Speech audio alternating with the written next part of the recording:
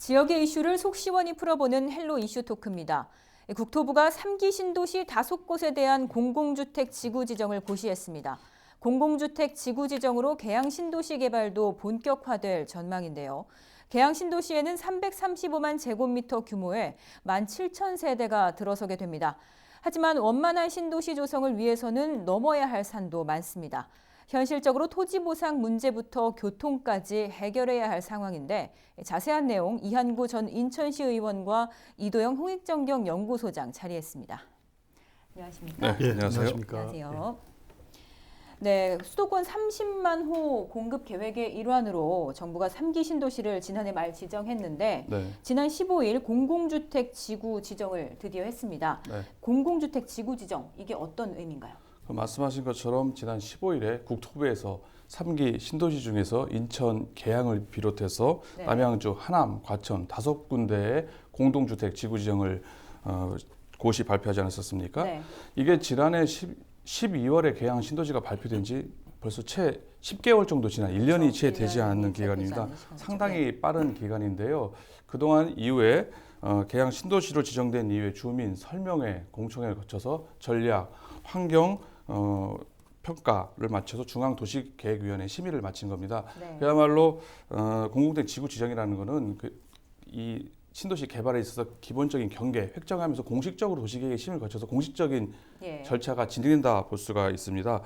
많은 언론에 보도가 된 것처럼 이번 지구 지정을 통해서 이제 본격적으로 계양 신도시가 사업의 첫 발을 내딛고 본격적으로 추진할 것이라고 지금 많은 주민들이 기대를 하고 있는 상황이고요. 절차적으로 일단 첫 단추를 끼웠다 볼 수 있습니다. 이 계양 테크노밸리의 경우에는 17,000세대 주택을 공급을 할 예정인데요.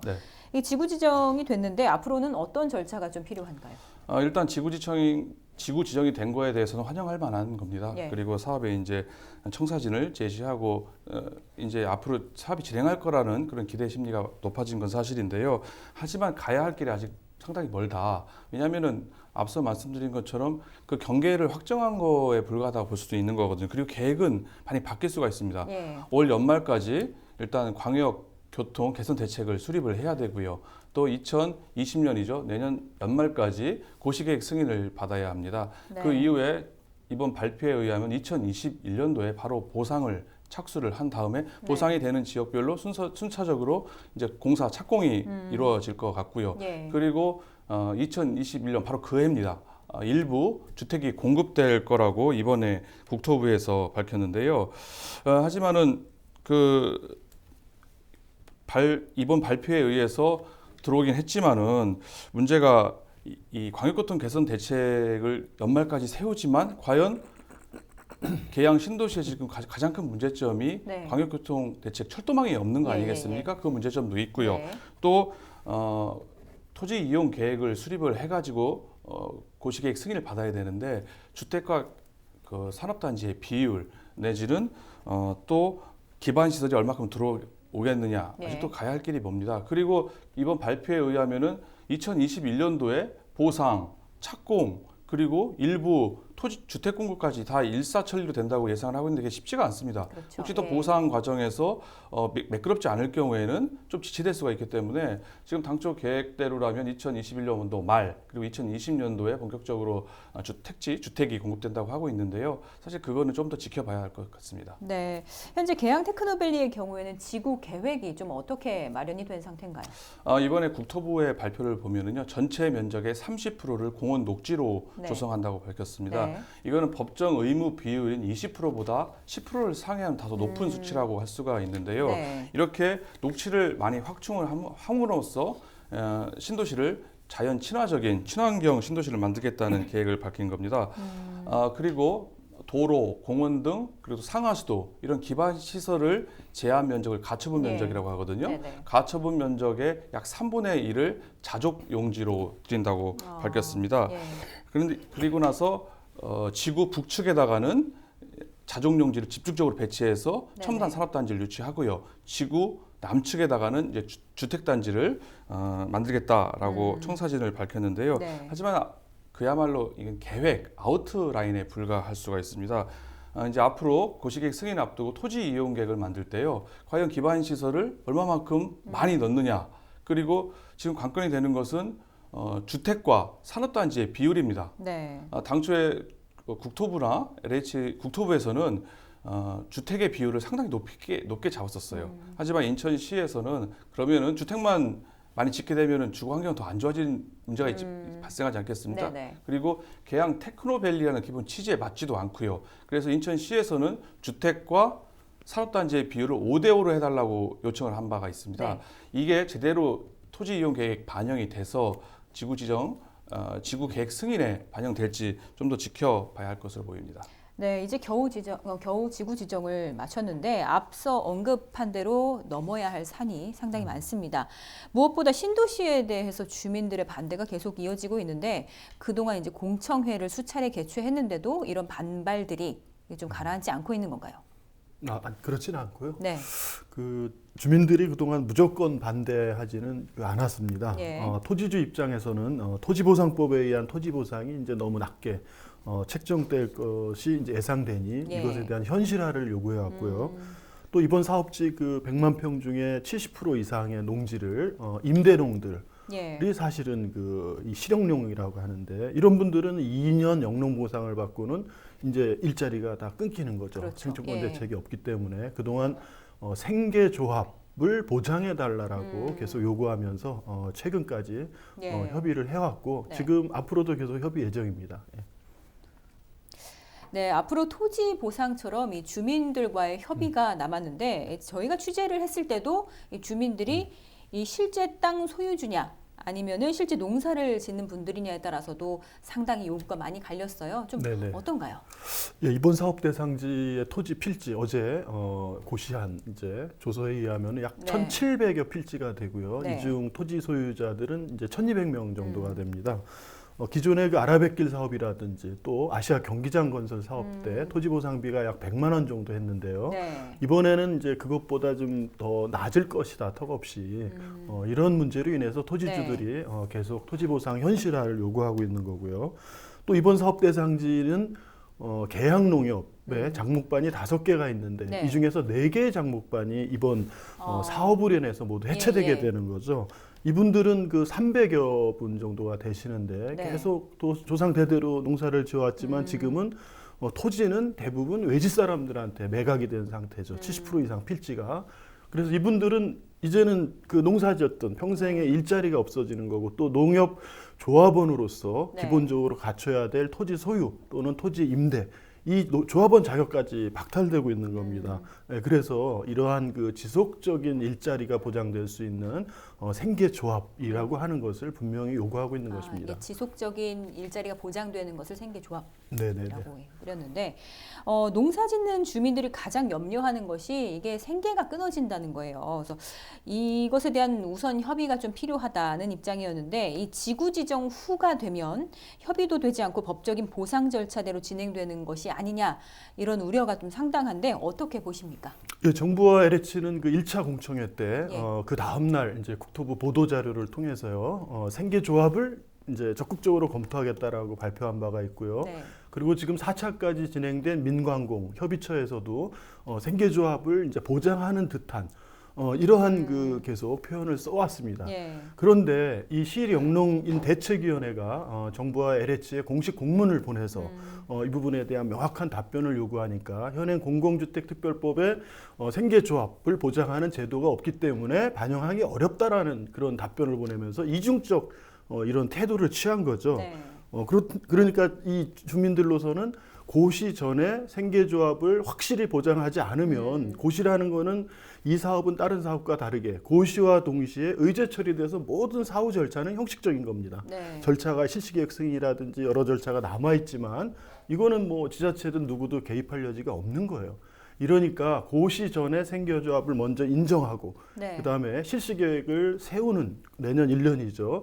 이 과정에서 구체적으로 주민들에게 어떤 일자리를 주고 지역 주민들에게 어떤 사업들을 보장을 해줄 건지 네. 이런 것들을 2단계로 나눠서 협의하자고 했는데 지난 그 9월 30일 날 LH 그 광명에 있는 이제 거기에서 회의를 했는데 국토부 관계자가 이 계양지구랑 대장지구 이 실용농민 대책위들과의 간담회에서 추후에 이 추가 계획을 검토한 이후에 입장을 밝히겠다. 이렇게 해서 또 9월 30일에도 명확한 답변을 하지 않고 네. 이제 어제 그냥 고시를 하게 된 거죠.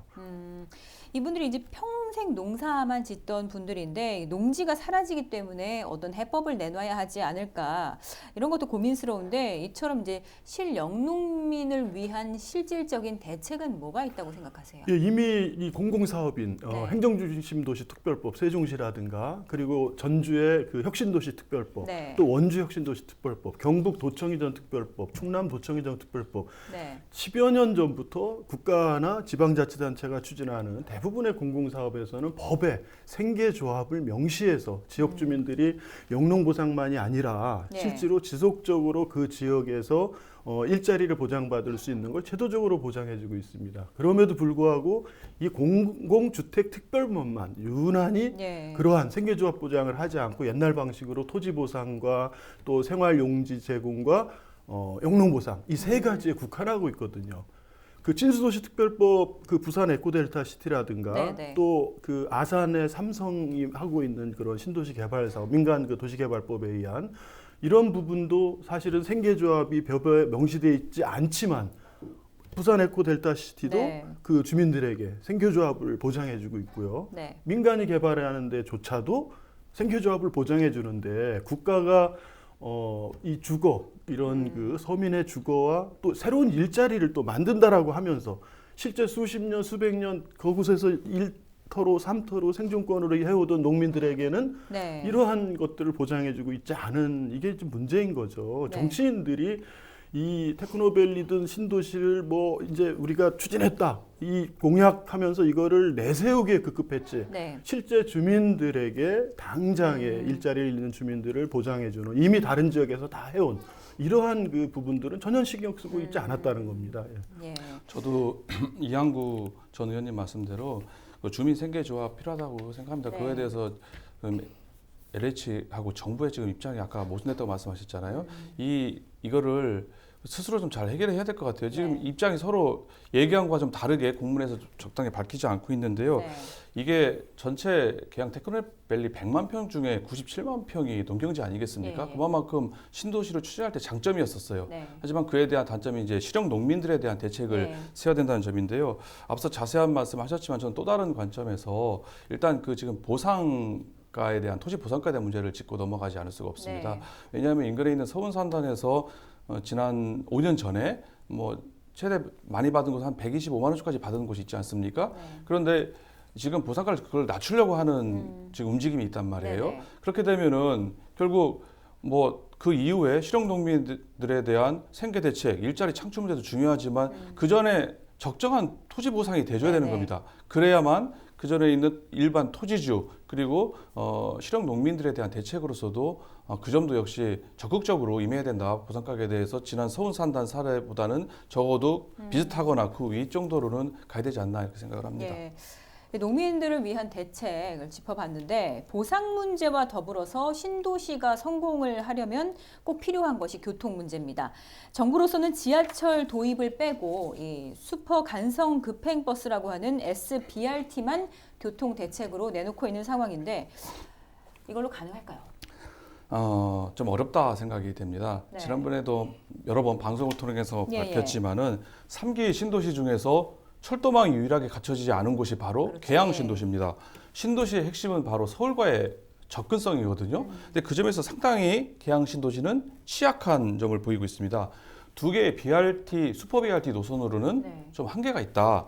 그 이용하기가 좀 불편하기도 하고요. 네. 또 지금 계획대로라면은 박천역에서 이제 김포공항역으로 또 박천역에서 부천 종합터미널 쪽으로 각각 8km, 9km 구간의 SBRT를 만들겠다는 얘기인데요. 네. 하지만 그 SBRT는 과거에는 신개념 교통수단으로 각광을 받았던 교통수단이었습니다만 네. 지금은 그야말로 한물간 시스템이에요. 효율성이라든지 효과가 많이 떨어지기 때문에 예. 지금 BRT 선진국들에서도 이걸 도입하지 않는 추세입니다. 그런데 이걸 가지고 철도망이 없는 계양 신도시의 교통 대책으로 가름하겠다. 네. 이거는 큰 문제라고 보고요. 교통 대책에 대해서는 특단의 대책이 필요하다고 볼 수 있습니다. 네, 이게 상당히 또 신도시인데 지하철이 없다고 하면 경쟁력이 떨어질 수밖에 없는데 이 가능할까요? 이게. 네, 불가능하죠. 네. 예, 이게 3기 신도시 중에 네. 유일하게 계양 그 신도시만 사실은 이 철도 연결 계획이 없지 않습니까? 예. 계양 신도시는 1만 7천 세대하고 또 중요한 거는 가용 용지의 40%가 테크노밸리입니다. 예, 예. 여기에는 많은 고용된 이제 새로 그런 사람들의 유동 인구가 또 생기는 거죠. 그리고 바로 이 테크노밸리 접해 있는 곳에 바로 동양지구, 규련지구, 또 뭐 박촌지구, 기존에 또 많은 계양 1동, 2동, 3동 예. 주민들이 그 대중교통 이런 것들을 좀 필요로 하고 있는 상황이었는데 BRT로 그것을 감당한다? 그건 뭐 불가능하다고 봅니다. 네, 이게 정부는 지자체 건의를 반영해서 추가 교통 대책을 수립하고 또 협의를 거쳐서 발표하겠다는 입장을 좀 거듭 내놨는데 네. 이게 사실 처음에 계양 신도시가 발표됐을 때 뭐 9호선을 연장한다, 공항철도 연장한다, 이 지하철 계획들이 사실 말들이 많았잖아요. 네. 근데 이게 향후 지하철 도입 뭐 여지나 의지가 전혀 없는 건지 이게 현실적으로 물 건너간 걸까요? 꼭 네. 그렇지는 않다라고 생각을 네. 합니다. 계양 신도시, 계양 테크노밸리 발표할 때는요. 네. 박남춘 시장이 2호선을 연장해가지고 계양 TV에다 연결하겠다라고 네. 밝혔는데 그건 사실상 무산된 거 아니겠습니까? 그 이외에도 이제 9호선을 연장을 한다든지 뭐 인천 지하철 1호선을 예, 박천역에서 지선으로 해가지고 김포공항에 연결하는 방안까지 다양한 네. 철도망 구축 계획이 나오고 있는데요. 그야말로 철도망이 없기 때문에 이런 논의가 계속 예, 예. 나오고 있는 거라고 할 수 있습니다. 이번에 국토부에서 바뀐 것처럼 이번 3기 신도시에 지구 지정을 하게 되면서 총 사업비의 20%를 교통 대책에 쓴다고 얘기를 했거든요. 다른 것들은 철도망 구축하는 데 많이 쓸 수 있지만 SBRT는 사실 비용이 많이 들지 않는 네. 교통 수단이거든요. 교통도 그렇고 또 지자체의 건의를 받아줄 수 있다고 하기 때문에 인천시가 적극적으로 노력해야 된다고 생각이 됩니다. 네, 좀 어떻게 보십니까? 예, 인천시는 이 3기 신도시 발표 때 네, 서울 2호선을 청라까지 연장하는 당초 인천시나 계양구 부천시 뭐 여기서 요구했던 거죠. 네, 이 부분을 신도시로 연결해라. 이제 이렇게 사실 건의를 했습니다. 그렇지만 이 사업은 이 청라까지 연장하는 사업 결정도 아직 되지 않은 상태고요. 네. 된다고 하더라도 노선도 길고 사업비도 많이 들고 네. 그다음에 계양신도시 중심까지 돌아간다는 자체가 현실성이 없죠. 된다고 해도 20년 이후에나 최소한 뭐 가능한 일이 될까요?